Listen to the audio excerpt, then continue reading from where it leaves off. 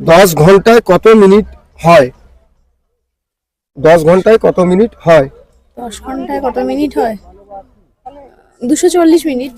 240 minute, এটাই হবে, এটাই আমরা অ্যাকসেপ্ট করব। 5 সেকেন্ড আমি সময় দেবো। আর 1 2 3 4 5 স্টপ। তো অবশ্যই প্রিয় দর্শক, সঠিক উত্তরটি কি হবে আপনারা অবশ্যই কমেন্ট করে জানাবেন। কোনটা আপনার চয়েস আপনি করে নিতে পারেন।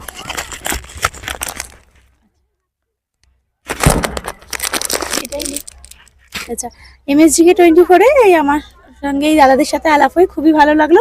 এখানে এসেও নতুন একটা অভিজ্ঞতা সঞ্চয় হলো। আর আজকে ভ্যালেন্টাইন ডে স্পেশাল দিনে একটা চকলেটও গিফট পেলাম, খুবই ভালো লেগেছে। ঘড়িটা একটু খুলে দেখে নিন। আচ্ছা, বাহ বাহ, দারুণ হয়েছে।